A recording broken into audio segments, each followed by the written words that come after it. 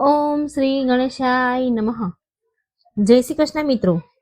આપણે આજે મંગળવારની હનુમાનજીની કથા સાંભળીશું. સર્વ સંકટ હરનારા દેવ, અષ્ટસિદ્ધિ નવ નિધિ પ્રદાન કરનારા દેવ, સંકટ મોચન હનુમાનજીની કથા મિત્રો પૂરા ધ્યાનથી તમે સાંભળજો. જય બજરંગબલી, પવન પુત્ર હનુમાનની જય. મંગળવારની આ પાવન કથા સાંભળવા માત્રથી જીવનના તમામ પાપ આપમેળે દૂર થઈ જશે.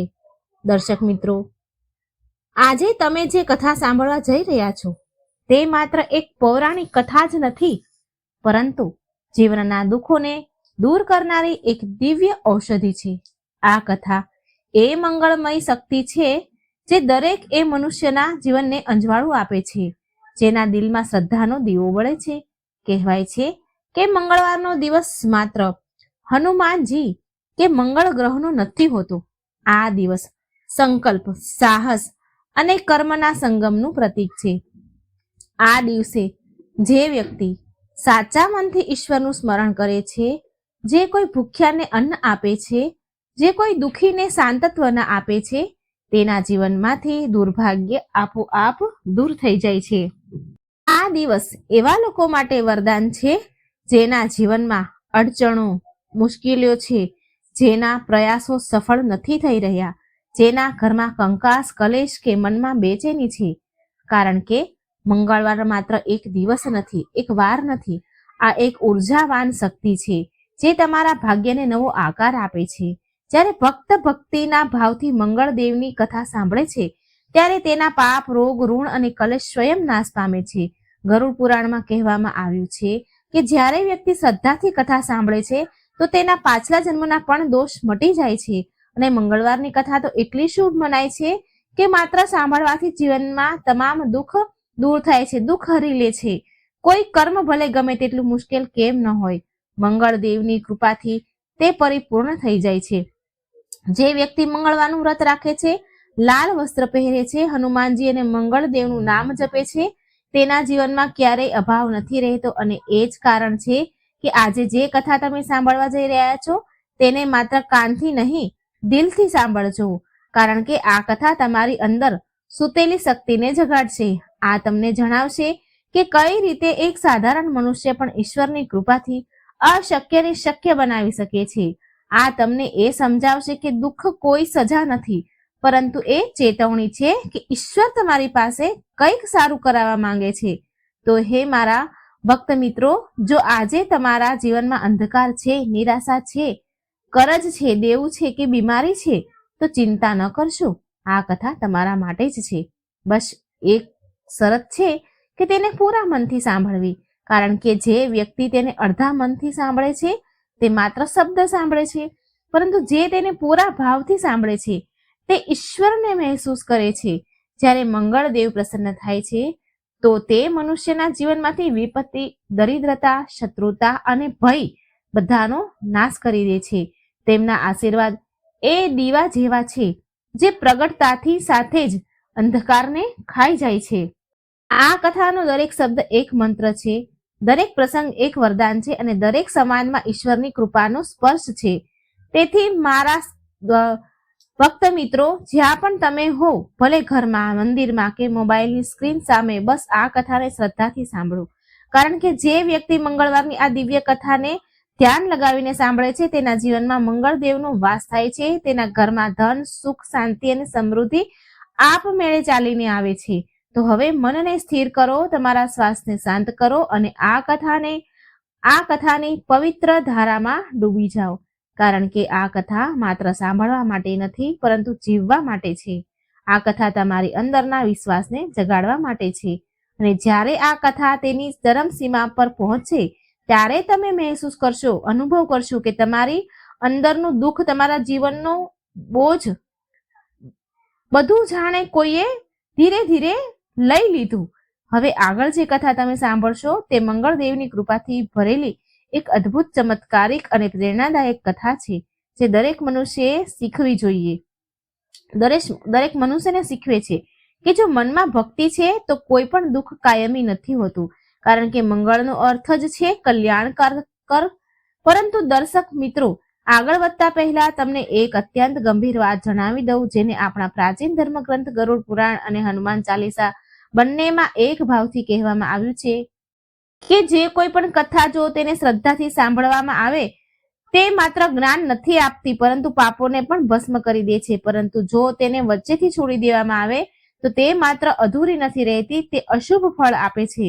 કારણ કે અધૂરી કથા મનમાં ભ્રમ, શંકા અને અધૂરું સત્ય છોડી જાય છે, અને તે જ અધૂરું સત્ય ઘણીવાર મનુષ્યને તેના ધર્મ પંથથી ભટકાવી દે છે. તેથી તમને નમ્ર નિવેદન છે કે આજની આ કથાને અંત સુધી અવશ્ય સાંભળજો, કારણ કે આ માત્ર એક કથા નથી, આ પવનપુત્ર હનુમાનજીની કૃપાનું પ્રત્યક્ષ પ્રમાણ છે. આ કથા એ ભક્તિભાવની છે જે દુઃખોને રાખ કરી દે છે, જે ભયને ભગાડી દે છે અને જે જીવનમાં સાહસ, ભક્તિ અને મંગળનો સંચાર કરે છે. કહેવાયું છે કે ભૂત પિચાચ નિકટ નહીં આવે, મહાવીર જબ નામ સુનાવે. અને એ પણ કહેવાયું છે કે સબ સુખ લહે તુમ્હારી શરણા, તુમ રક્ષક કાહુ કો ડરના. અર્થાત જ્યારે હનુમાનજીની કથા, તેમનું નામ, તેમનું સ્મરણ કરવામાં આવે છે તો ન માત્ર ખરાબ સમય દૂર ભાગે છે, પરંતુ જે વ્યક્તિ નિરાશ છે તેની અંદરની ઓલવાયેલી જ્યોત ફરીથી પ્રજ્વલિત થઈ ઉઠે છે. તેથી દર્શક મિત્રો, ભક્ત મિત્રો, આ કથાને વચ્ચેથી છોડવી એ માત્ર કથાને અધૂરી છોડવી નથી, પરંતુ પોતાના જ રક્ષા કવચને અધૂરું છોડી દેવું છે. કારણ કે આ કથા એ દિવ્ય ઉર્જાનું સ્વરૂપ છે જે હનુમાનજીના નામમાં સમાયેલી છે. જે વ્યક્તિ તેને શ્રદ્ધા અને ભક્તિથી સાંભળશે તેને મંગળદેવના આશીર્વાદ, બજરંગ બલીનું બળ અને પ્રભુ શ્રીરામની કૃપા એક સાથે પ્રાપ્ત થશે. અને જો તમે સાચા સનાતની છો તો આ માત્ર તમારું કર્તવ્ય નથી પરંતુ ધર્મ પણ છે. આવા પવિત્ર સંદેશોને પોતાના સુધી સીમિત ન રાખો. જેમ હનુમાનજીએ રામ કથાનો પ્રચાર કર્યો તેમ તમે પણ આ કથાને વધુ લોકો સુધી પહોંચાડો. તેથી આ વિડીયોને લાઈક કરો, તમારા મિત્રો પરિવારમાં સાથે શેર કરો અને આ ચેનલને સબસ્ક્રાઇબ જરૂર કરી દેજો, ભૂલતા નહીં, જેથી પ્રભુ શ્રી રામ અને હનુમાનજીની આવી દિવ્ય કથાઓ, આવા મંગળકારી સંદેશ તમને નિરંતર મળતા રહે. તો આવો શ્રદ્ધા, વિશ્વાસ, પૂરા મનથી, પ્રસન્ન ચિત્ત મનથી, ભક્તિની સાથે પોતાના મનમાં જય શ્રી રામનો જય જયકાર કરીએ અને મંગળમય કથાની શરૂઆત કરીએ. કારણ કે જે કથા હનુમાનજીના નામથી આરંભ થાય છે ત્યાંથી દરેક દુઃખ, ભય, પીડા, રોગ, શોક, બાધા આપમેળે ટળી જાય છે. ઘણા સમય પહેલાની વાત છે. એક નગરમાં મનસુખ નામનો એક વૈદ્ય રહે. મનસુખના લગ્નને પૂરા 15 વર્ષ થઈ ગયા, પણ તેમના ઘરમાં હજી સુધી કોઈ સંતાન ન આવ્યું. મનસુખ વૈદપણું કરવા માટે આસપાસના ગામમાં જતો હતો અને વૈદપણું કરવાથી જે પણ તેને મળે તેમાં જ એ બંનેનું ભરણ પોષણ થતું હતું. બસ આવી જ રીતે દિવસો ખુશહાલીથી વીતી રહ્યા હતા. એક સમયની વાત છે. મનસુખ વૈદે પોતાના ઘરે પાછો ફરી રહ્યો હતો. રસ્તામાં એક વિશાળ જંગલ આવતું હતું. મનસુખને રોજ તે જંગલ પાર કરવું પડતું હતું. મનસુખ હજી અડધું જંગલ જ પાર કરી શક્યો કે ત્યારે જ તેના કાને કોઈના બોલવાનો અવાજ આવ્યો. અરે મુસાફરી, થોડું ઝાડ નીચે બેસી જા, થોડો આરામ કરી લે, થોડા આ ઝાડના ફળ ખાઈ લે, પછી તારી મુસાફરી શરૂ કરજે. મનસુખ આ સાંભળીને ચારેય તરફ જોવા લાગ્યો, પણ મનસુખને ત્યાં કોઈ નજર ન આવ્યું. પછી મનસુખે જે ઝાડની નીચે ઊભો હતો તેની ઉપર નજર ઉઠાવી તો જુએ છે કે ઝાડની ડાળી પર એક લીલો પોપટ બેઠો છે, જેની લાલ રંગની ચાંચ હતી. તે જ મનસુખ સાથે વાત કરી રહ્યો હતો. આટલા મીઠા અને સ્પષ્ટ અવાજમાં એક પોપટને બોલતા સાંભળીને મનસુખને ખૂબ જ આશ્ચર્ય થયું. મનસુખે આ રીતે માણસની ભાષામાં સ્પષ્ટ બોલનારા પોપટને પહેલી વાર જોયો હતો. મનસુખ એ પોપટ સાથે વાતો કરવા લાગ્યો. મનસુખ એ પોપટને પૂછે છે કે તારું નામ શું છે? પોપટ બોલ્યો, મારું નામ લાલમન છે. તું આ વિશાળ જંગલમાં શું કરી રહ્યો છે? મનસુખે ફરી બીજો પ્રશ્ન પોપટને કર્યો. એટલે આ સાંભળી પોપટ ઉદાસ થયો અને બોલ્યો, અરે ભાઈ, હું કોઈ એવો જેવો તેવો પોપટ નથી. હું ઇન્દ્રલોકથી આવ્યો છું.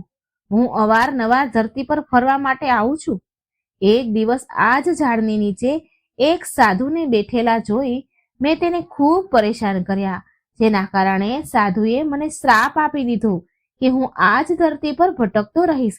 તેથી જ્યારથી હું આ ઝાડ પર બેઠો છું મારી ભૂલનો પસ્તાવો કરી રહ્યો છું.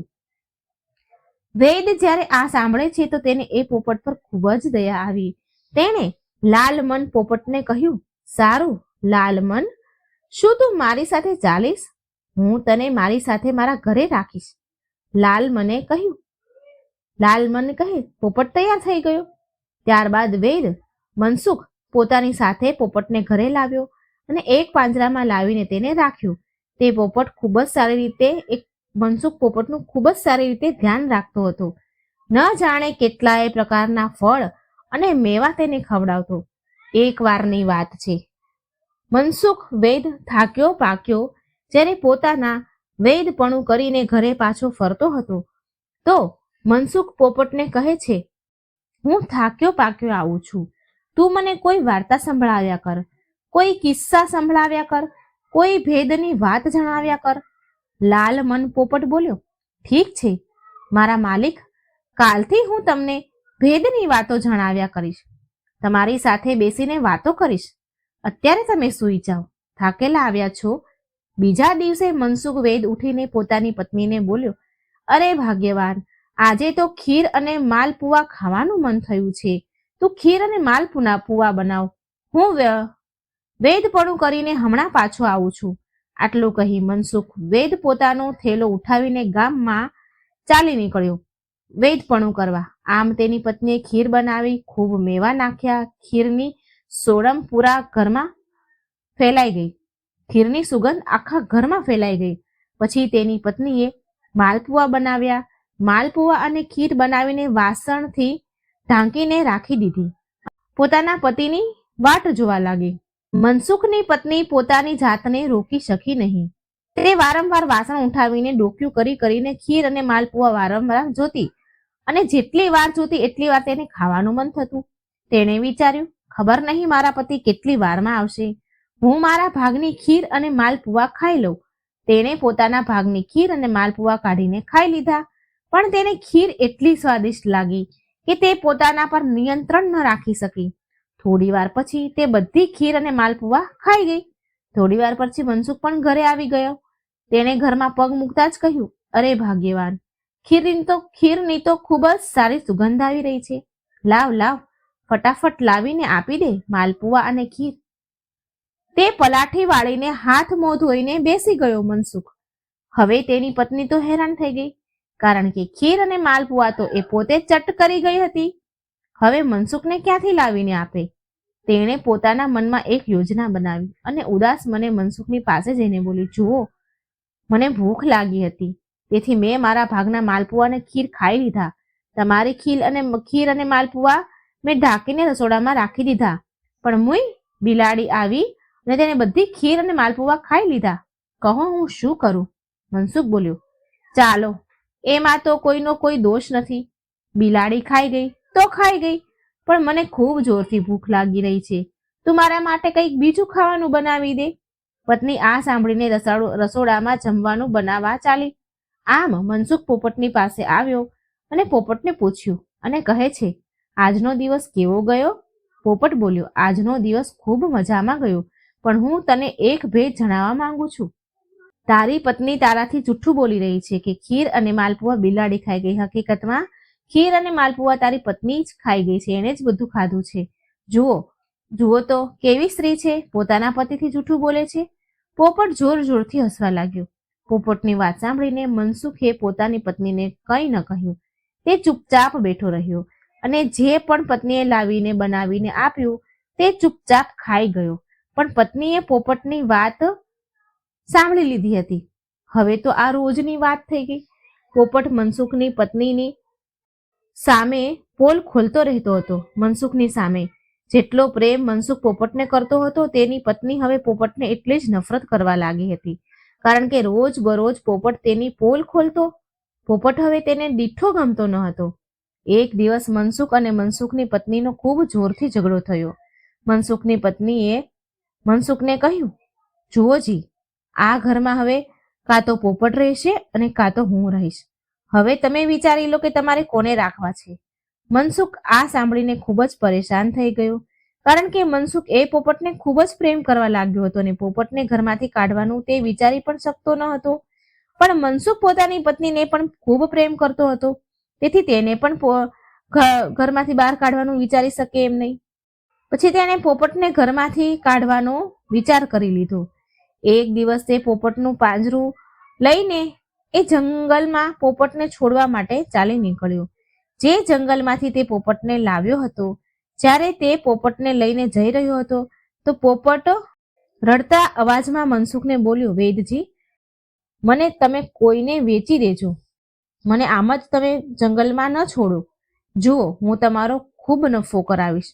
મનસુખ વૈદને લાલમન પોપટની વાત સાચી લાગી. વૈદ પોપટનું પાંજરું પોતાની ઘોડી પર મૂકીને ચાલ્યો જતો હતો. ચાલતા ચાલતા રાત થઈ ગઈ હતી.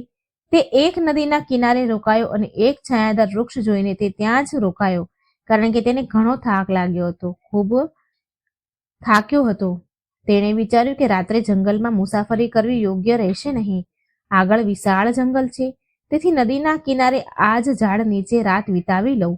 સવારમાં ઉઠીને નગરમાં જઈને કોઈ અમીર માણસને આ પોપટ આપી દઈશ.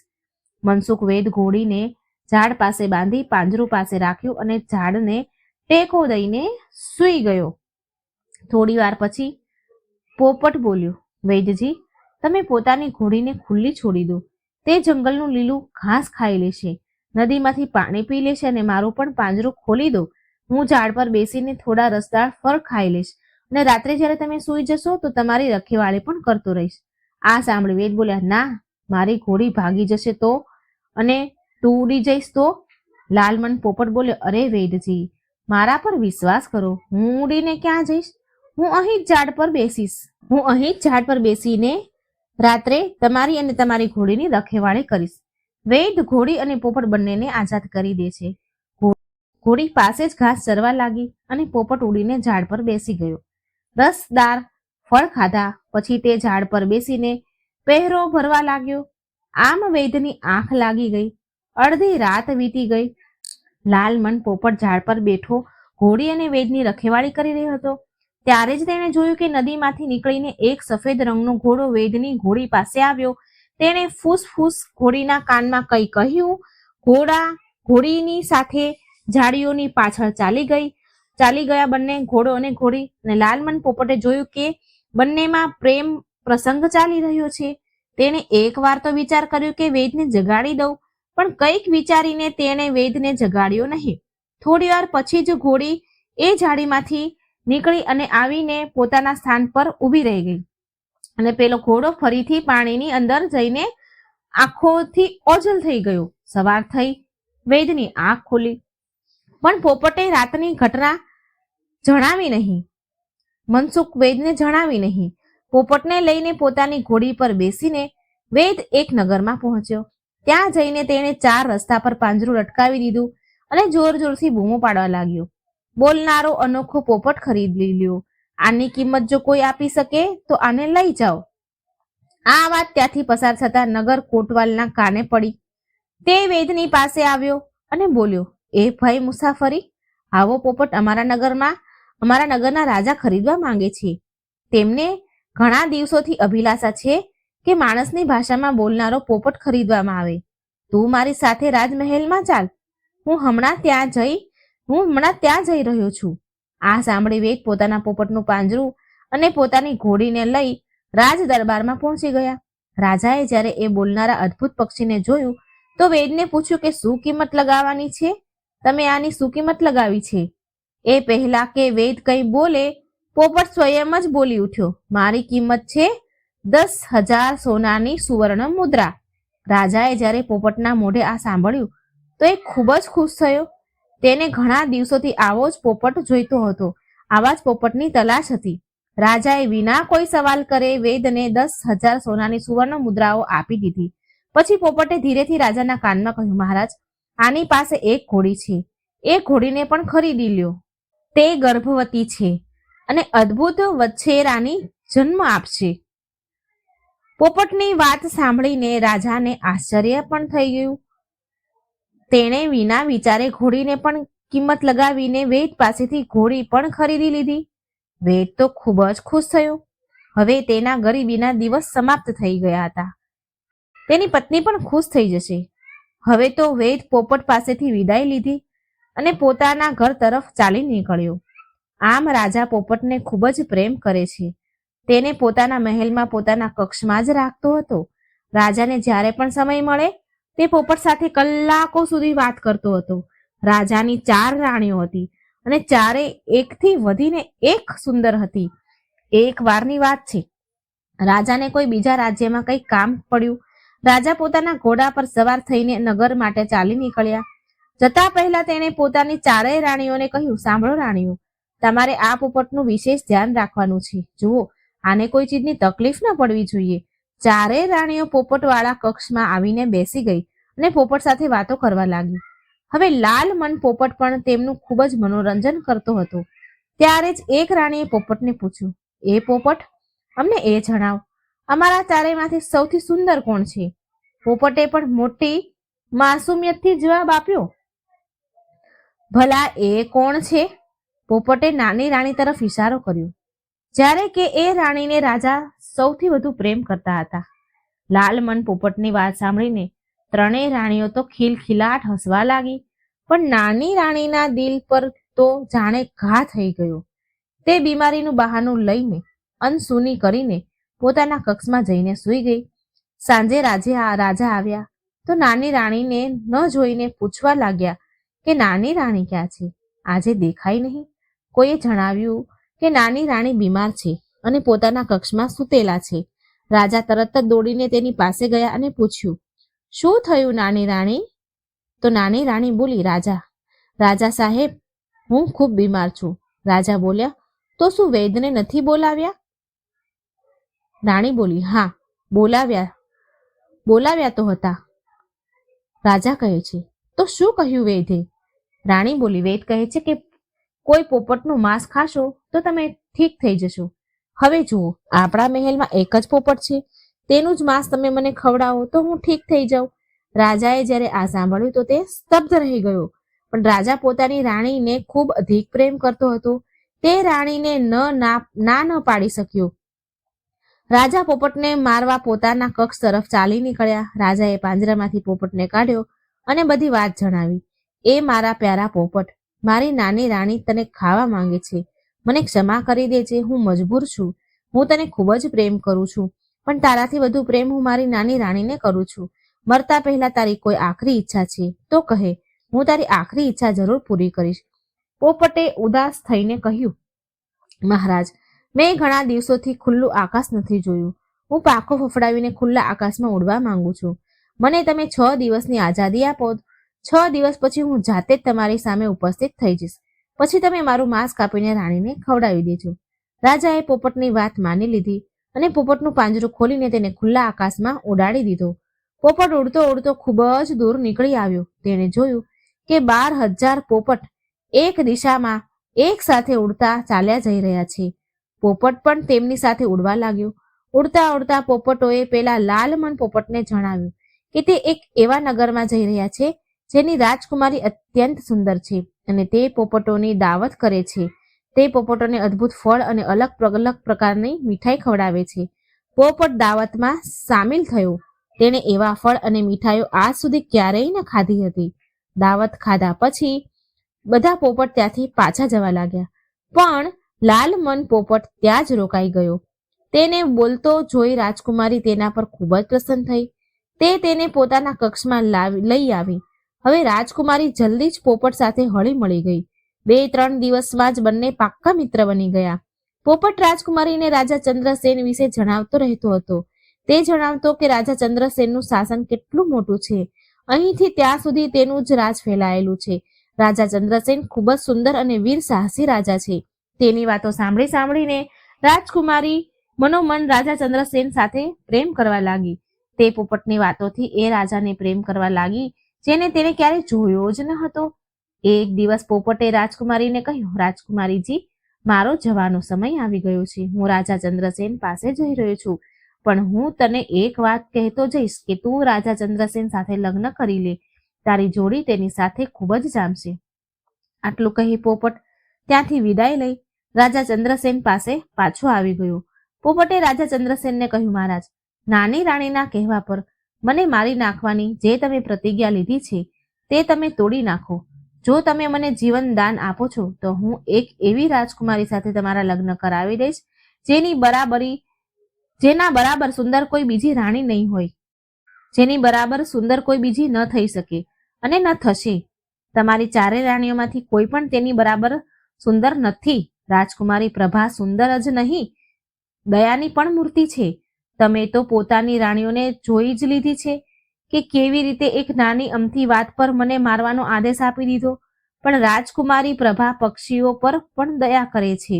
તમને ખબર છે તે 12,000 પોપટની દર અઠવાડિયે દાવત કરે છે અને હું તેમની જ દાવતનો આનંદ લઈને આવી રહ્યો છું. મહારાજ, હું તો તમને એ જ કહીશ કે તમારી જોડી તો રાજકુમારી પ્રભા સાથે જ મળે છે. તમારા બંનેની જોડી જો બની ગઈ તો ખૂબ જ જામશે. હવે રાજાના મનમાં પણ પેલી અણદેખી રાજકુમારી માટે પ્રેમનો અંકુર ફૂટવા લાગ્યા. તેણે પોપટને કહ્યું, મિત્ર, હું તને મારવાનો હતો. આ વાત માટે મને ક્ષમા કર અને તું જલ્દીમાં જલ્દી મારા લગ્ન રાજકુમારી પ્રભા સાથે કરવાની વ્યવસ્થા કર. આ સાંભળી પોપટ રાજાને કહે છે, મહારાજ, જો તમે લગ્ન માટે તૈયાર છો તો આ સંદેશ હું રાજકુમારી પ્રભા સુધી પહોંચાડીને આવું. આટલું કહીને પોપટ ત્યાંથી ઉડી ગયો અને રાજકુમારી પ્રભા પાસે જઈને પહોંચ્યો. તેને રાજકુમારી પ્રભાને રાજાનો સંદેશ આપ્યો કે રાજા તમારી સાથે લગ્ન કરવા ઈચ્છે છે. રાજકુમારી તે જ દિવસે પોતાના પિતા પાસે ગઈ અને બોલી, પિતાજી, હું લગ્ન કરીશ તો રાજા ચંદ્રસેન સાથે જ કરીશ, અન્યથા આજીવન કુંવારી રહીશ. રાજાએ રાજા ચંદ્રસેન વિશે જાણકારીઓ ભેગી કરી. તેમને પણ રાજા ચંદ્રસેન ખૂબ જ સારા લાગ્યા. તેથી તેમણે ખુશી ખુશી રાજકુમારી પ્રભાને લગ્નની મંજૂરી આપી. પોપટે આના પર રાજાને સલાહ આપી કે હે મહારાજ, હું તો એ જ કહીશ જે સાધારણ રીતે ચૂપચાપ રાજકુમારી પ્રભા અને રાજા ચંદ્રસેનના લગ્ન કરાવી દો, કારણ કે આસપાસના નગરમાં મોટા વિરોધી છે. આ વાત રાજકુમારી પ્રભા અને તેના પિતાને ગમી ગઈ. તેમણે પોપટને કહ્યું, હે પોપટ, જા અને રાજા ચંદ્રસેનને અમારો સંદેશ આપજે કે આજથી 7 દિવસ બાદ પૂર્ણિમાના દિવસે તે એકલા મારી દીકરીને પરણવા આવી જાય. રાજાની વાત સાંભળીને પોપટ સંદેશવાહક બનીને રાજા ચંદ્રસેન પાસે આવ્યો અને રાજકુમારી પ્રભાના પિતાનો સંદેશ તેમને સંભળાવ્યો. આ સંદેશ પામી રાજા ચંદ્રસેન પોપટથી ખૂબ જ ખુશ થઈ ગયા. તેણે પોપટને ધન્યવાદ આપ્યા અને કહ્યું કે એ લાલ મન પોપટ, તે તો મારી મુશ્કેલીનો હલ જ કરી દીધો. તારો મારા પર મોટો ઉપકાર છે. 7 દિવસ બાદ હું રાજકુમારી પ્રભાને પરણવા જઈશ, જરૂર જઈશ. મારી ચારેય રાણીઓ તો કપટથી ભરેલી છે, જે એક નિર્દોષ પોપટને મારવા બેઠી હતી. પણ હવે મારા જીવનમાં એક નિર્મળ અને પ્રેમ કરનારી રાજકુમારી આવશે. તારો મારા પર મોટો ઉપકાર છે. આ રીતે 6 દિવસ વીતી ગયા. 7મો દિવસ પણ આવી ગયો. આજે પૂર્ણિમાનો દિવસ હતો અને રાજા ચંદ્રસેન સવારથી જ ઉત્સાહિત હતા. રાજા ચંદ્રસેને પોતાના કિંમતી આભૂષણ અને રાજશાહી વસ્ત્ર પહેર્યા અને પોપટની સાથે ચાલવા માટે તૈયાર થઈ ગયા. પોપટના કહેવા પર રાજા ચંદ્રસેને એ જ ઘોડો લીધો જે તેમણે મનસુખ વેદ પાસેથી ખરીદ્યો હતો. એ ઘોડા પર બેસીને રાજાએ જંગલ પાર કર્યું. જંગલ પાર કરીને તે ઘાટી નદી પાર કરતા આગળ વધતા ગયા. પણ આ શું? તેમની સામે હવે વિશાળ સમુદ્ર મોઢું ફાડીને ઊભો હતો. રાજા ચંદ્રસેન ચિંતિત થતા પોપટને કહે છે કે હે લાલવન પોપટ, આ વિશાળ સમુદ્રને આપણે એક દિવસમાં કેવી રીતે પાર કરીશું? રાજાની ચિંતા જોઈને લાલમન પોપટ બોલ્યો, મહારાજ, તમે ચિંતા ન કરો. આ જે તમારો ઘોડો છે તે કોઈ સામાન્ય ઘોડો નથી. તે સમુદ્રના ઘોડાથી ઉત્પન્ન થયેલો વછેરો છે. તેમાં અદ્ભુત શક્તિઓ છે. તે પાણી પર પણ દોડી શકે છે. આ સાંભળીને રાજાએ જેવી ઘોડાને એડ લગાવી, તે ઘોડો પાણી પર પણ હવા સાથે વાતો કરવા લાગ્યો. તે પાણી પર એવી રીતે ચાલવા લાગ્યો કે જાણે જમીન પર ચાલી રહ્યો હોય. થોડી જ વારમાં ઘોડાએ સમુદ્ર પાર કરી લીધો. જેવા તે કિનારે આવ્યા તેમને દૂરથી જ રાજકુમારી પ્રભાના પિતાનું સામ્રાજ્ય દેખાવા લાગ્યું. પોપટે રાજા ચંદ્રસેનને કહ્યું, મહારાજ, જાઓ, તમારી સાસરીમાં તમારું સ્વાગત છે. આ સાંભળી રાજા ચંદ્રસેન જેવા કિલ્લામાં પ્રવેશ કર્યા તે રાજા ચંદ્રસેનનું ભવ્ય સ્વાગત કરવામાં આવ્યું. રાજા ચંદ્રસેનને જોઈને રાજકુમારી પ્રભાના પિતા અને રાજકુમારી બંને બહુ જ ખુશ થયા. જેવું પોપટે જણાવ્યું હતું, રાજા ચંદ્રસેન બિલકુલ એવા જ હતા. આમ રાજકુમારી પ્રભાને જોઈને રાજા ચંદ્રસેન પણ ખૂબ જ ખુશ થયા, કારણ કે ચારેય રાણીઓથી પ્રભા અદ્ભુત સુંદર લાગતી હતી, દયાળુ હૃદયવાળી હતી. રાજા ચંદ્રસેન અને રાજકુમારી પ્રભાના તે જ દિવસથી લગ્ન સંપન્ન કરાવી દેવામાં આવ્યા. લગ્ન પછી રાજા ચંદ્રસેન અને રાજકુમારી પ્રભા પ્રેમમાં એવા ખોવાયા કે તેમને સમયનું ભાન જ ન રહ્યું. આવી જ રીતે 1 મહિનો વીતી ગયો. એક દિવસ રાજા ચંદ્રસેને પોતાના નગરની ખૂબ યાદ આવી. તેણે લાલમન પોપટને કહ્યું કે, હે પોપટ, મારું રાજ્ય રાજા વગરનું ભાંગી પડ્યું છે. ખબર નહીં મારા મંત્રી અને મારી ચારેય રાણીઓ કઈ રીતે રાજ્યને ચલાવી રહ્યા હશે. મારા અહીં આવવાની ખબર બસ અમુક વિશ્વાસનીય મંત્રીઓને જ છે. હવે મારે પોતાના નગરે પાછું ફરવું જોઈએ. આ સાંભળી લાલમન પોપટ બોલ્યો, હા મહારાજ, તમે બિલકુલ સાચું વિચાર્યું છે. હવે તમે રાજકુમારી પ્રભાના પિતા પાસેથી જવાની આજ્ઞા લઈ લો અને રાજકુમારી પ્રભાને પોતાની સાથે લઈને પોતાના નગરે પાછા ફરો. રાજા ચંદ્રસેને આ વિશે રાજકુમારી પ્રભાને જણાવ્યું તો પ્રભા તો જાણે પહેલેથી જ ઉત્સુક થઈ રહી હતી પોતાની સાસરી જવા માટે. તેણે પોતાના પિતા પાસેથી પોતાની સાસરીમાં જવાની આજ્ઞા માંગી અને કહ્યું, પિતાજી, વખત આવી ગયો છે, મારે મારા સાસરે જવાનું છે, તો મારી વિદાય કરી દો. પ્રભાના પિતાએ ખૂબ જ બહુમૂલ્ય ઉપહાર આપીને પોતાની દીકરીને વિદાય કરવાનો નિર્ણય કર્યો.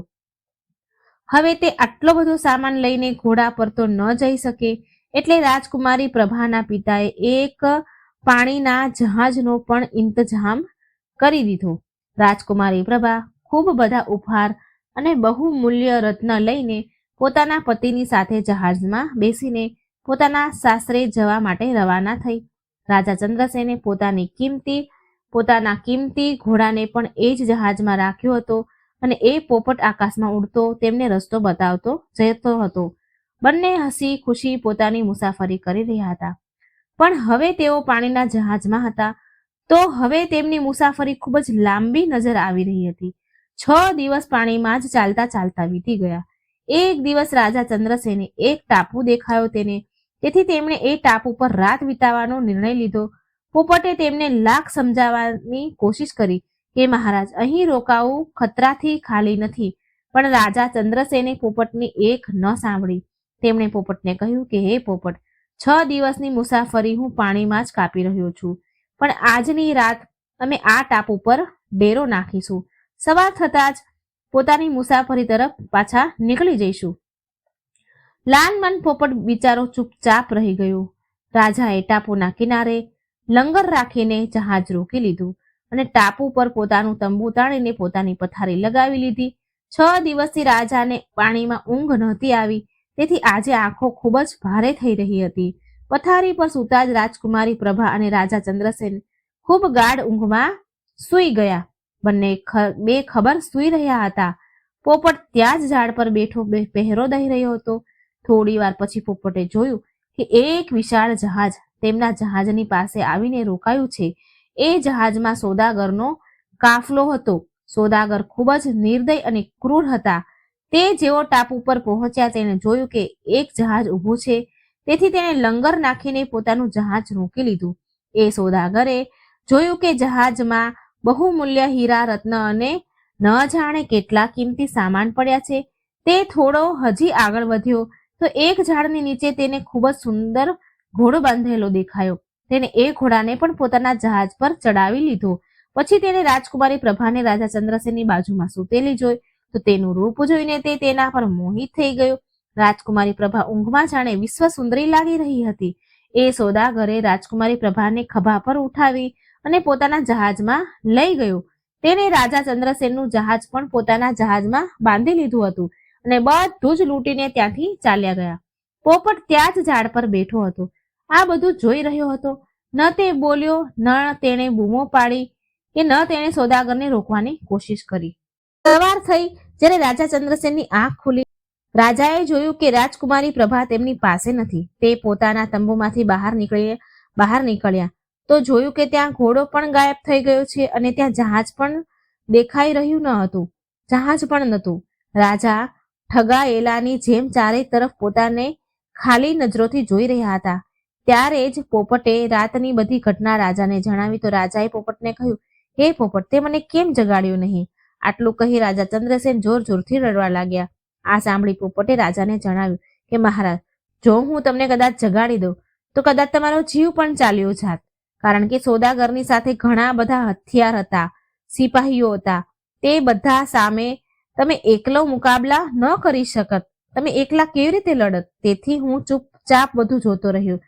પરંતુ મહારાજ, જ્યારે એ સોદાગર રાજકુમારી પ્રભાને પોતાના જહાજમાં લઈ જતા હતા, પોતાના નગર તરફ ગયા લઈને, તો હું તેની સાથે સાથે ઉડવા લાગ્યો અને મહારાજ, મેં તેના નગરની પણ ભાળ મેળવી લીધી છે. ક્યાં છે એ મેં જાણ કરી લીધી છે કે સોદાગર ક્યાં નગરમાં રહે છે.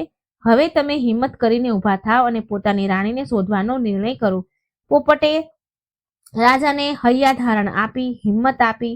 પોપટની હિંમત પામી રાજા ચંદ્રસેન ઊભા થયા, પોતાના આંસુ લૂછ્યા. પણ તેની સામે સમસ્યા એ હતી કે તે આ વિશાળ સમુદ્રને હવે કઈ રીતે પાર કરશે? ન તેમની પાસે એ ચમત્કારી ઘોડો હતો અને હવે તો પોતાનું જહાજ પણ નહોતું. આ સમસ્યા પણ પોપટે જ હલ કરી. પોપટે રાજા ચંદ્રસેનને કહ્યું, મહારાજ, પેલું જે તમે સૂકું ઝાડ જોઈ રહ્યા છો ને, પોતાની તલવારથી તેને કાપી નાખો અને તેની હોડીનું રૂપ આપી દો. રાજાએ એવું જ કર્યું. એ થડને કાપીને રાજાએ તેને હોડી જેવું બનાવ્યું અને પાણીમાં ઉતાર્યું. પછી એ જંગલમાંથી થોડા ફળ તોડ્યા અને હોડીમાં રાખી લીધા. ધીરે ધીરે હલેસા મારતા રાજા પોતાની રાણીને શોધવા માટે ચાલી નીકળ્યા. પોપટ પણ આકાશમાં ઉડતો રાજાને રસ્તો બતાવી રહ્યો હતો. એ નાની એવી હોડીથી મુસાફરી કરતા કરતા 15 દિવસ વીતી ગયા.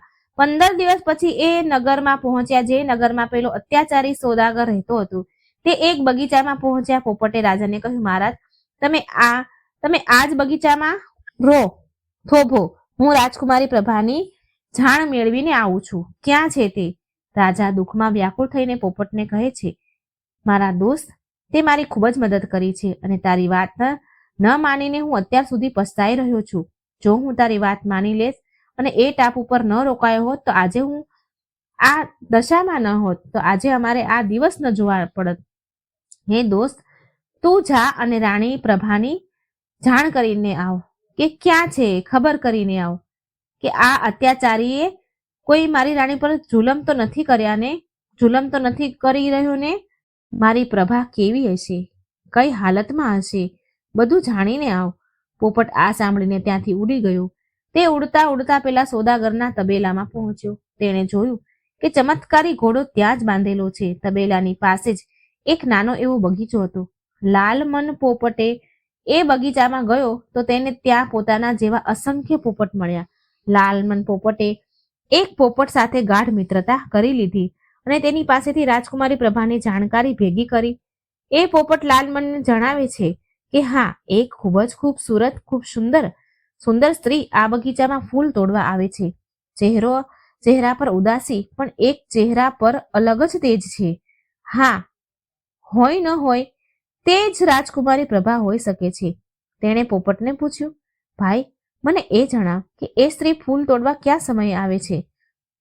તો બીજો પોપટ બોલ્યો, હમણાં થોડી જ વારમાં આવતી હશે. થોડી વાર પછી રાજકુમારી પ્રભા એ બગીચામાં ફૂલ તોડવા માટે આવી. જેવો લાલમન તેને જુએ છે કે તે તુરત જ ઓળખી ગયો કે આ જ રાજકુમારી પ્રભા છે. એ જાલિમ સોદાગરે રાજકુમારી પ્રભાને ખૂબ જ હેરાન કરી હતી. રાજકુમારી પ્રભાના કપડાં ફાટી ગયા હતા, ચિથરા જેવા થઈ ગયા હતા, ચિથરા જેવા કપડાં શરીર પર વીંટળાયેલા હતા. પોપટને આ જોઈ ખૂબ જ દુઃખ થયું કે જે રાજકુમારી રાજશાહી વસ્ત્ર પહેરીને મહેલમાં શાનો શોકતથી રહેતી હતી, આજે તેની આ દશા થઈ છે. લાલમન પોપટે એના ગાઢ મિત્ર બીજા પોપટને ધન્યવાદ આપ્યા અને ત્યાંથી ઉડી ગયો. તે રાજા પાસે પહોંચ્યો અને રાજાને બધી હાલ કહી સંભળાવ્યું રાજકુમારીનું. પછી રાજા એક ધર્મશાળામાં રોકાયા. ધર્મશાળાનો માલિક એક વૃદ્ધ માણસ હતો અને તેની સોદાગર સાથે સારું બનતું હતું. એ ધર્મશાળામાં રહેતા રાજા ચંદ્રસેને કેટલાય દિવસ ત્યાં વિતાવ્યા. ઘણા દિવસ વીતી ગયા. એક દિવસ તેણે એ ધર્મશાળા માલિકને કહ્યું, બાબા, હું મુસાફરી છું, મારી પાસે કોઈ કામ નથી. તમારી તો સોદાગર સાથે સારી બનતું હશે ને, સારા સંબંધ હશે ને? આ પીછો તો મને ત્યાં કોઈ કામ અપાવી શકો છો. ધર્મશાળાના માલિકને પણ રાજાની હાલત પર દયા આવી રહી હતી. એ સમયે રાજા રાજા તો ન હતો, તેને વેશ બદલેલો હતો, એટલે કઈ ખબર પડતી ન હતી કે આ કોણ છે. માત્ર એક મુસાફર જેવા લાગી રહ્યા હતા રાજા. ધર્મશાળાના માલિકે રાજાને હૈયે ધારણા આપી અને કહ્યું, ઠીક છે દીકરા, હું કાલે જ આ સોદાગરને ત્યાં જઈશ અને નોકરીની તારી વાત કરીશ. બીજા દિવસે ધર્મશાળાનો માલિક સોદાગરની પાસે રાજા ચંદ્રસેનને લઈને ગયો અને તેની નોકરીની વાત કરી. સોદાગરે રાજા ચંદ્રસેનને ઓળખ્યો નહીં. તેણે તેને પોતાના તબેલામાં ઘોડાઓની દેખભાળની નોકરી આપી દીધી. હવે રાજા ચંદ્રસેન સોદાગરના તબેલામાં કામ કરવા લાગ્યા. ત્યાં કામ કરતા કરતા એક દિવસ તેને પેલો ચમત્કારી ઘોડો મળી ગયો. ઘોડો તેને જોતા જ હણહણવા લાગ્યો અને તેને રાજા ચંદ્રસેનને ઓળખી લીધો. ઘોડાએ પણ રાજા ચંદ્રસેને પણ એ ઘોડાને ઓળખી લીધો અને તેના માથા પર હાથ ફેરવવા લાગ્યા. ત્યાં જ તેણે જોયું કે રાત થતાં જ એક દુઃખી સ્ત્રી તબેલામાં આવી અને એક ખૂણામાં આવીને સૂઈ ગઈ. સવારમાં એ સ્ત્રી ઉઠી અને બાગ તરફ ચાલી ગઈ. રાજાએ તેને જોઈને ખૂબ જ હેરાન થઈ ગયા હતા. બીજા દિવસે જ્યારે એ સ્ત્રી તબેલામાં આવી તો રાજાએ તેની પાસે જઈને તેની સાથે વાત કરવાનો નિર્ણય કર્યો. રાજા તેની પાસે જઈને કહે છે, હે દેવી, તમે કોણ છો અને અહીં આ હાલમાં કેવી રીતે રહો છો? આ સાંભળીને એ સ્ત્રી બોલી, હેપટાઈ ગઈ અને ઊભી થઈ ગઈ અને તેણે પોતાના પાલવથી પોતાનો ચહેરો ઢાંકી લીધો. તે રાજા ચંદ્રસેનને ઓળખી ન શકી. હકીકતમાં તો તે રાજકુમારી પ્રભા જ હતી. રાજાએ પણ પ્રભાને ઓળખી નહીં, કારણ કે તેણે ચહેરો જ ઢાંકી લીધો હતો. રાજાના પૂછવા પર રાજકુમારી પ્રભાએ કહ્યું, હે માલિક, હું તો એક માલણ છું. મારી પાસે માથું છુપાવવા માટે જગ્યા નથી, તેથી રાત્રે સુવા અહીં તબેલામાં ચાલી આવું છું. સવારમાં ફરી ઉઠીને બાગમાં ચાલી જાઉં છું. આ સાંભળી રાજાએ તેને ઓઢવા માટે ચાદર અને પાથરવા માટે આપ્યું. એક દિવસ રાજકુમારીને રાજા ચંદ્રસેનની ખૂબ જ યાદ આવી રહી હતી, માટે બહુ જ રડતી હતી. રાજા ચંદ્રસેન તેની પાસે ગયા અને પૂછવા લાગ્યા કે દેવી, તમે કોણ છો? કેમ રડી રહ્યા છો? આના પર રાજકુમારી પ્રભા બોલી, એ એક નેક દિલ ઇન્સાન, હું તને શું જણાવું કે હવે હું તમને શું જણાવું? મારી મોટી દુઃખ ભરી કહાની છે. આ સાંભળીને રાજા ચંદ્રસેન પ્રભાને કહે છે, હે દેવી, જો તમે ઈચ્છો તો પોતાના દુઃખ ભરેલી કહાની મને સંભળાવી શકો છો. કહેવાય છે કે વહેંચવાથી દુઃખ ઓછું થઈ જાય છે. આ સાંભળી રાણી પ્રભાએ પોતાની પૂરી કહાની રાજા ચંદ્રસેનને સંભળાવી. કહાની સાંભળતા જ રાજા ચંદ્રસેનની આંખોમાં આંસુ આવી ગયા. તે સમજી ગયા કે આ સ્ત્રી કોઈ બીજી નહીં પણ આ જ રાણી પ્રભા છે, જેને શોધતા શોધતા તે અહીં સુધી પહોંચ્યા છે. આ કેવું દુર્ભાગ્ય છે! મારી પત્ની મારી પાસે જ હતી અને હું એને ઓળખી ન શક્યો. રાજાએ પોતાના આંસુ લૂછ્યા અને ધીરેથી કહ્યું, રાજકુમારી પ્રભા. પ્રભાએ એક અજાણ્યાથી પોતાનું નામ સાંભળ્યું તો હેરાન રહી ગઈ. તેણે પાછળ ફરીને જોયું તો તેની સામે રાજા ચંદ્રસેન ઊભા હતા. રાણી પ્રભાએ જ્યારે રાજા ચંદ્રસેનને જોયા તો તે દોડીને તેમના હૃદયે લાગી ગઈ અને ધ્રુસકે રડવા લાગી. બંનેની આંખોમાંથી આંસુની ધારા વહી રહી હતી. આટલા દિવસો વિરહના સહન કરીને બંને નિઢાલ જેવા થઈ ગયા હતા. એકબીજાને ગળે લાગીને બંને ન જાણે કેટલી પળો આમ જ ઊભા રહ્યા. એને વિશ્વાસ જ નહોતો કે ક્યારેય મળી શકશે. આમ લાલમન પોપટના હાલ સાંભળો. પોપટના બગીચામાં રહેતા જ તેમની સાથે જ હળી મળીને ગયો અને તે એ પણ ભૂલી ગયો કે રાજાને જણાવી દે જે સ્ત્રી તબેલામાં રહે છે એ જ રાણી પ્રભા છે. પણ આખરે રાજાને રાણી મળી જ ગઈ. તે બંને એકબીજાના આંસુ લૂછતા રહ્યા અને એકબીજાને જોઈને ભાવ વિભોર થતા રહ્યા. રાજાએ રાણીને હૈયા ધારણ આપતા કહ્યું, રાણી, આપણે આજે રાત્રે જ અહીંથી નીકળી જઈશું. પેલો ચમત્કારી ઘોડો પણ આ જ તબેલામાં બાંધેલો છે, પણ અફસોસ કે મારો દોસ્ત લાલમન પોપટ ન જાણે ક્યાં ચાલ્યો ગયો. આ સાંભળી રાજકુમારી પ્રભા બોલી, અરે મહારાજ, જે બગીચામાં હું ફૂલ વીણું છું એ લાલમન પોપટ એ જ બગીચામાં રહે છે. તેણે જ મને તમારા અહીં આવવાની ખબર આપી હતી, પણ તેણે મને એ નહોતું જણાવ્યું કે તમે આ તબેલામાં કામ કરો છો. આ સાંભળી રાજાએ પણ વિચાર્યું કે તેણે મને પણ નહોતું જણાવ્યું કે તું જ રાણી પ્રભા છે. પોપટ પર રાજાને ખૂબ ગુસ્સો આવ્યો, પણ તેને હસવું પણ આવ્યું કે છે તો તે પક્ષીને તે પણ ભૂલી ગયો હશે. તેને પણ તો ઘણા દિવસો પછી આટલા રસદાર ફળ ખાવા માટે મળ્યા હતા. ફળોના ચક્કરમાં એ આ વાત ભૂલી ગયો હશે બતાવવાનું. રાજકુમારી પ્રભા પોપટની ભાષા સમજતી હતી. તે એ જ સમયે બગીચામાં ગઈ અને લાલમનને પોકાર્યો. લાલમન ઉડતો રાણી પાસે આવ્યો. આ શું? રાજા ચંદ્રસેન અને રાણી પ્રભાને એક સાથે જોઈને પોપટ તો હેરાન રહી ગયો. તેણે રાજાને પૂછ્યું, મહારાજ, આખરે તમે રાણી પ્રભાને શોધી જ લીધી? રાજાએ લાલમનને કહ્યું, હા દોસ્ત, શોધી તો લીધી, પણ તું તો અમને ભૂલી જ ગયો. આ સાંભળતા જ લાલમન પોપટને પોતાની ભૂલનું સ્મરણ થયું. તેણે રાજા અને રાણીની માફી માંગી અને કહ્યું, રાજન, મને ક્ષમા કરો. હું તો એક પોપટીના ચક્કરમાં તમારા લોકોને ભૂલી જ ગયો હું. પોપટ શરમાતા બોલ્યો, હકીકતમાં રાજન, મને બગીચામાં એક પોપટી મળી ગઈ હતી. ખૂબ જ પ્યારી પોપટી છે. તેની સાથે મારું મન મળી ગયું. બસ તેના જ પ્રેમમાં હું આ બધું જ ભૂલી ગયો. રાજા બોલ્યા, કોઈ વાત નહીં મિત્ર, તે મારી મોટી મદદ કરી છે. હવે રાજકુમારી પ્રભા જ્યારે અમને મળી ગઈ છે તો અમારે આજે રાત્રે જ અહીંથી નીકળવું જોઈએ. પોપટ બોલ્યો, ઠીક છે મહારાજ, તમે પોતાની રાણીને લઈને પેલા ચમત્કારી ઘોડા પર બેસીને રાત્રે નીકળો. હું મારી પોપટીને લઈને આકાશમાં ઉડતો તમારી પાછળ પાછળ આવી જઈશ. રાતનું અંધારું થતાં જ રાજા ચંદ્રસેને એ ચમત્કારી ઘોડાને ખોલ્યો અને ચૂપકેથી ધીરેથી તબેલાની બહાર આવી ગયો. રાણી પ્રભાને ઘોડા પર બેસાડી અને ઘોડાને એડ લગાવી. એડ લગાવતા જ ઘોડો હવા સાથે વાતો કરવા લાગ્યો. તબેલાના સિપાહી તેમને પકડવા માટે દોડ્યા, પણ તેમના હાથ ક્યાંય આવવાના થોડી હતા. તે તો આંખોની પલક ઝપકતા જ ઓझल થઈ ગયા. લાલમન પોપટ પણ પોતાની પોપટી સાથે આકાશમાં ઉડતો રાજાની સાથે ગયો. સિપાહી પણ પાછળ પાછળ દોડી રહ્યા હતા. રાજા હવે સમુદ્રના કિનારે પહોંચ્યા. તેણે ઘોડાને ફરીથી એડ લગાવી તો તે પાણી પર દોડવા લાગ્યો. બધા સિપાહી આશ્ચર્યથી ભરેલા રાજાને જોતા જ રહ્યા.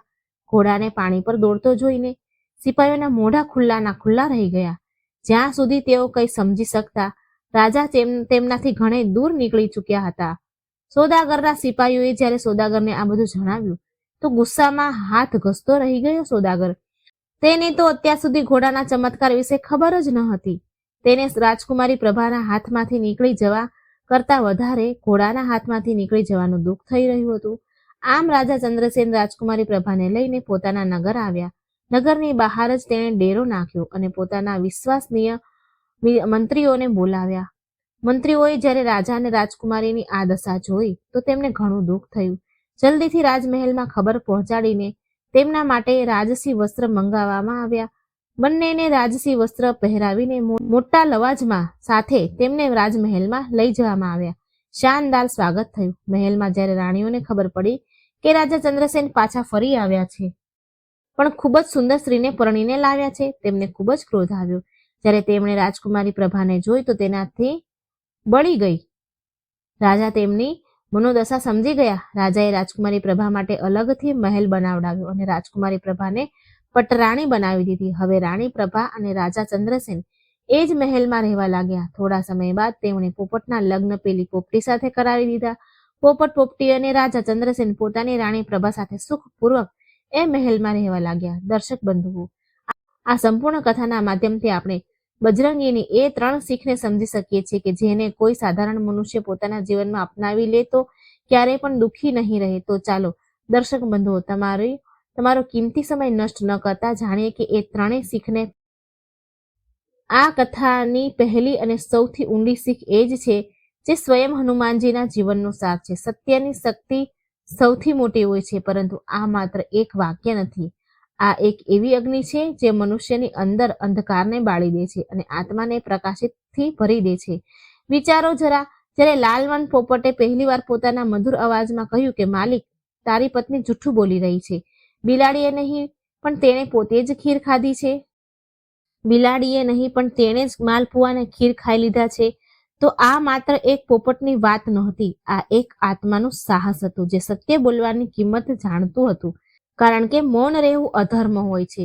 લાલમન જાણતો હતો કે તેના શબ્દ આગ લગાવી દેશે, કે મનસુખ અને તેની પત્ની વચ્ચે અંતર વધી જશે, પણ તેણે તેમ છતાંય સત્ય કહ્યું, કારણ કે સત્ય એ જ દીવો છે જે શરૂઆતમાં ખૂંચે છે પણ અંતમાં મનને નિર્મળ કરી દે છે.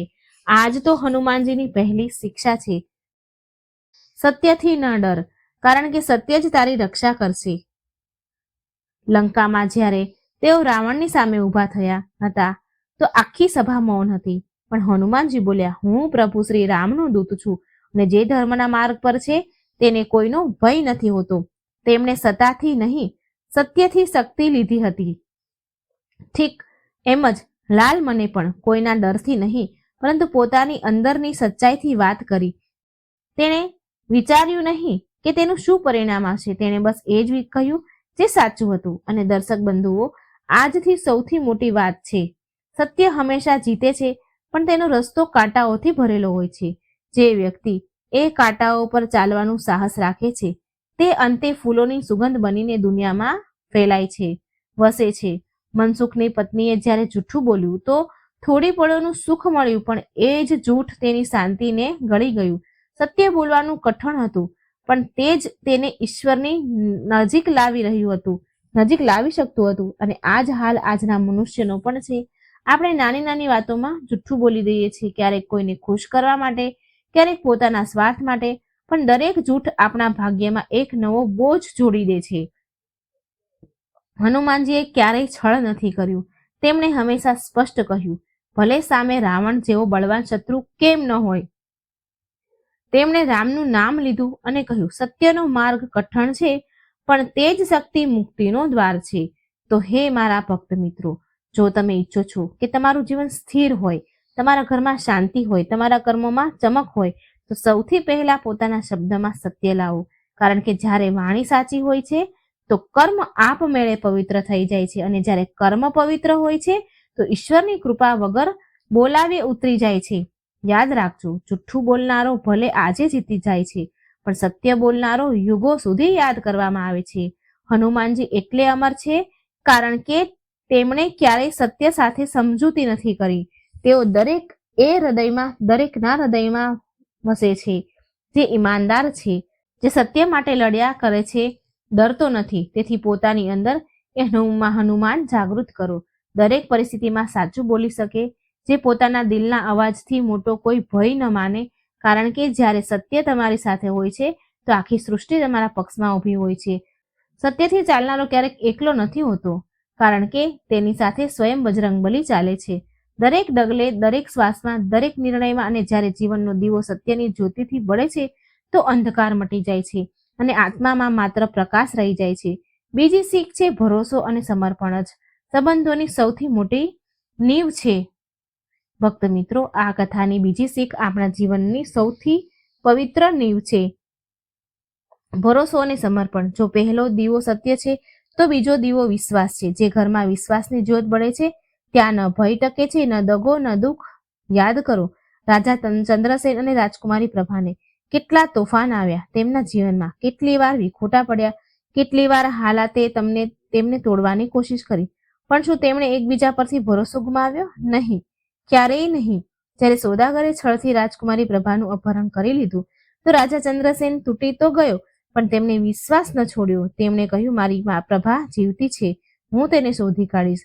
અને જ્યારે રાજકુમારી પ્રભા અપમાન અને દુઃખમાં પણ પોતાના પ્રેમને યાદ કરતી હતી તો તે કહેતી હતી, મારો રાજા અવશ્ય આવશે, તે મને આ બંદી ગૃહમાંથી મુક્ત કરાવશે. આ જ ભરોસો હતો જેણે દૂરીને પણ હરાવા પર મજબૂર કરી દીધી. હનુમાનજી પણ તો આ જ શીખવે છે. સંબંધ માત્ર શબ્દોથી નહીં, શ્રદ્ધાથી ટકે છે. તેમણે રામ પ્રત્યે એવું સમર્પણ દેખાડ્યું જે સંસારમાં ઉદાહરણ બની ગયું.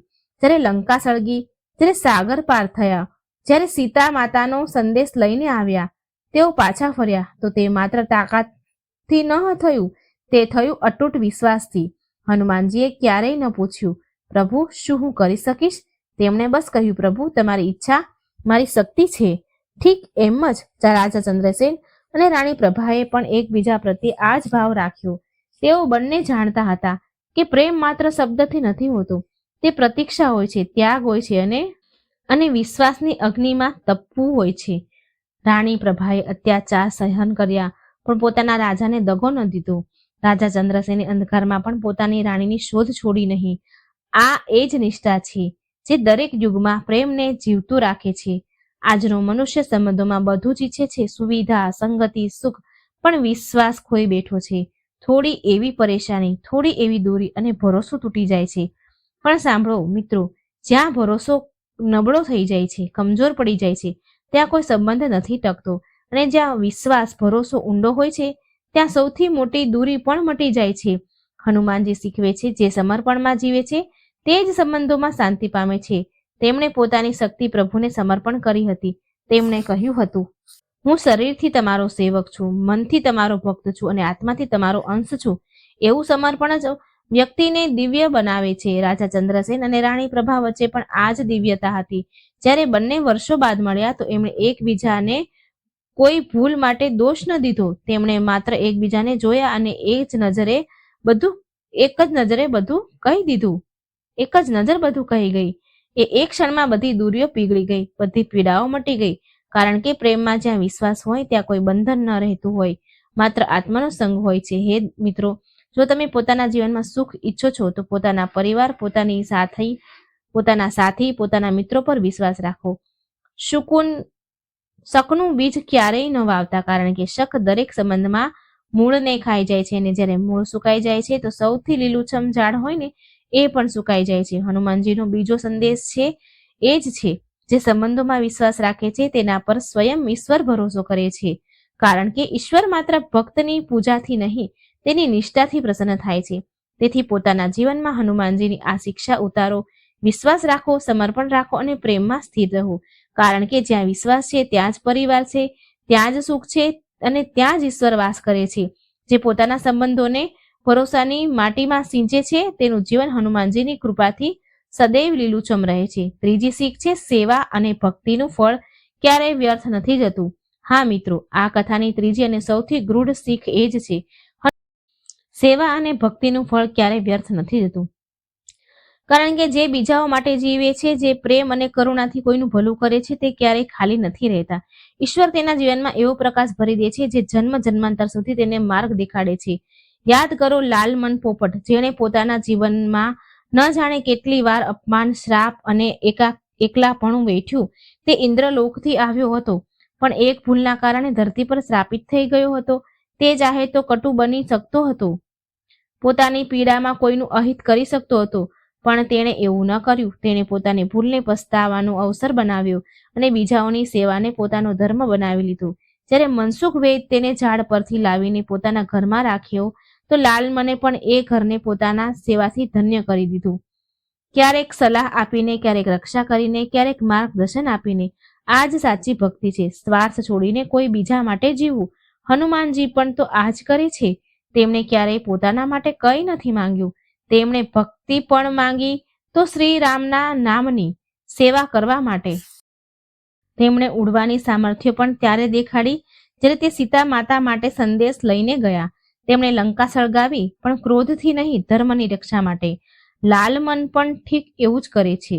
તે જ્યારે રાજા ચંદ્રસેનનો મિત્ર બને છે તો તે તેના માટે ધન નહીં, યશ નથી ઈચ્છતો.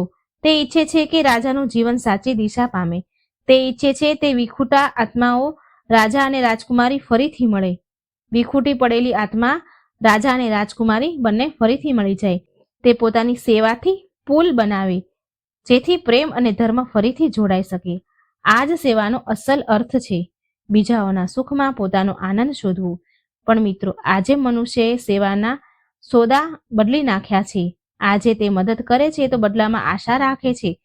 તે ધન્યવાદ સાંભળવા માંગે છે, પ્રશંસા ઈચ્છે છે. પણ હનુમાનજી શીખવે છે કે સાચી સેવા એ જ છે જે બદલાની આશાથી પરે હોય. સેવા એ જ છે જે મૌનમાં કરવામાં આવે, જે હાથ કામ કરે પણ દિલ બોલે, પ્રભુ આ તમારા નામથી છે. જ્યારે રાજા અને રાણી પ્રભા અંતઃ મળ્યા તો તે ક્ષણ માત્ર પ્રેમની નહીં, સેવાનું ફળ છે. આ લાલ મન પોપટની ભક્તિનું પ્રતિફળ છે. તેણે કોઈની પાસે પુરસ્કાર ન માંગ્યો, તેમ છતાં તેને સૌથી મોટું ઇનામ મળ્યું, પ્રેમ, સન્માન અને પોતાનાપણું. રાજાએ તેના માટે લગ્નની વ્યવસ્થા કરાવી અને તેને સદા માટે પોતાનો પરિવાર બનાવી લીધો. કારણ કે જે બીજાઓની ભલાઈ કરે છે, અંતે તેનું ભલું જરૂર થાય છે. તેની ભલાઈ અનેક ગણી થઈને પાછી મળે છે. હનુમાનજી પણ કહે છે, જે બીજાઓની સેવામાં લાગેલો રહે છે તેનું જીવન સ્વયં ઈશ્વર સંભાળી લે છે.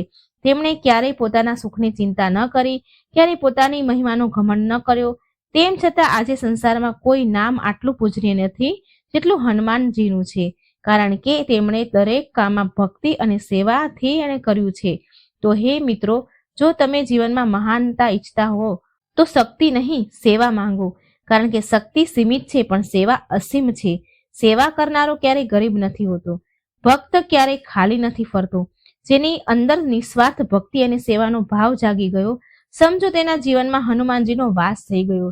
તેથી આજથી એક વ્રત લો, કોઈની મદદ કરો પણ નામ ન લો, કોઈનું દુઃખ વહેંચો પણ તેના વખાણ ન કરો, કારણ કે આ જ સાચી સેવા છે, આ જ સાચી ભક્તિ છે. જે મનુષ્ય વિના સ્વાર્થે બીજાઓ માટે જીવે છે તેના દરેક ડગલામાં હનુમાનજી સાથે ચાલે છે, તેના દરેક કર્મમાં ઈશ્વર મલકાય છે અને તેના જીવનની દરેક ક્ષણમાં આશીર્વાદ બની જાય છે. સેવા કરો, પ્રેમથી કરો, મૌન રહીને કરો, કારણ કે સેવા અને ભક્તિનું ફળ ક્યારેય વ્યર્થ જતું નથી. તે પાછું ફરે જ છે, પણ બદલામાં નહીં, આશીર્વાદ બનીને, કર્મ ફળ બનીને અને અમૃત બનીને. મિત્રો, આ કથા હજી અહીં જ ખતમ નથી થતી. હજી આપણે મંગળવારની એ દિવ્ય કથાને સાંભળીશું, જેને સાંભળવા માત્રથી જીવનના તમામ દુઃખ સ્વયં મટી જશે. મિત્રો, આજે મંગળવારનો પાવન દિવસ છે. આ દિવસે જ્યારે પ્રભુ કૃપા વરસાવે છે, જ્યારે કોઈ પણ દુઃખી હૃદયની પોકાર સીધી ભગવાન સુધી પહોંચે છે, કહેવાય છે જે વ્યક્તિ સાચા મનથી મંગળવારની આ દિવ્ય કથા સાંભળે છે તેના જીવનના તમામ દુઃખ, તમામ ભય દૂર થઈ જાય છે, તમામ સંકટ મટી જાય છે. તેથી આજે આ કથા તમે સાંભળવા જઈ રહ્યા છો તો પૂરા ધ્યાનથી સાંભળો, તેને અંત સુધી અવશ્ય સાંભળજો, કારણ કે તેમાં એ શક્તિ છે જે તમારી કિસ્મતનો અંધકાર મટાડશે. ઘણા સમય પહેલાની વાત છે. એક નાના એવા ગામમાં રિયા નામની છોકરી રહેતી હતી. તે ખૂબ સરળ, ધાર્મિક અને સહનશીલ સ્વભાવની હતી. બાળપણથી જ તેના ઘરમાં ખૂબ તકલીફો હતી, પરેશાનીઓ હતી. પિતાને બહુ કરજ હતું. માં બીમાર રહેતી અને ખુદ રિયા દિવસ રાત મહેનત કરતી જેથી પરિવારનું પેટ ભરી શકાય, પરંતુ તેની દરેક કોશિશ કરવા છતાં ઘરની સ્થિતિ સુધરતી નહીં. જાણે કોઈ અદ્રશ્ય શક્તિ તેના પરિવારને દુઃખી દોરામાં બાંધી રાખતી હોય. એક સાંજે રિયા રડતા રડતા મંદિર ચાલી ગઈ. તેને હનુમાનજીની સામે માથું નમાવીને કહ્યું, હે પ્રભુ, મેં ક્યારેય કોઈનું ખરાબ નથી કર્યું, તો મારા ઘરમાં આટલી પીડા કેમ છે? એ જ સમયે મંદિરના દ્વાર પર એક વૃદ્ધ સંત પ્રગટ થયા. તેની આંખોમાં તેજ હતું, પણ ચહેરા પર કરુણા ઝળકતી હતી. તેણે મલકાઈને કહ્યું, દીકરી, દરેક પીડાનું કારણ પાછલા જન્મના કર્મ હોય છે, પરંતુ દરેક કર્મનું સમાધાન પણ ભગવાનની ભક્તિમાં જ છુપાયું હોય છે. મંગળવારનો આ દિવસ તારા જીવનને બદલી શકે છે, જો તું આને શ્રદ્ધાથી અપનાવે તો. રિયાએ પૂછ્યું, બાબા, મારે શું કરવું જોઈએ? સંત બોલ્યા, દરેક મંગળવારે સૂર્યોદય પહેલા ઉઠી નાહી ધોઈને એક દીવો પ્રગટાવીને હનુમાનજીને પ્રણામ કરવા, કોઈની સાથે કટુ વચન ન બોલવા, કોઈનું અપમાન ન કરવું અને સાંજે ફરી દીવો પ્રગટાવીને પ્રભુને ધન્યવાદ કહેવા. 7 મંગળવાર સુધી આમ કરજે, પછી જોજે તારા જીવનના દરેક અંધકાર મટી જશે. રિયાએ સંતની વાત માની. બીજા મંગળવારે તેણે પહેલીવાર આ વ્રત કર્યું. સવારમાં ઉઠીને દીવો પ્રગટાવ્યો અને પૂરો દિવસ મનમાં શાંતિ રાખી. સાંજે જ્યારે તેણે દીવો પ્રગટાવ્યો તો તેને એવું લાગ્યું કે જાણે તેના મનનો બોજ હળવો થઈ ગયો. પછી બીજો મંગળવાર આવ્યો. આ વખતે તેણે પોતાના પાડોશીની મદદ કરી, જેના ઘરનો ચૂલો ઓલવાયેલો હતો. ત્રીજા મંગળવારે તેણે એક ભૂખ્યા કૂતરાને રોટલી ખવડાવી.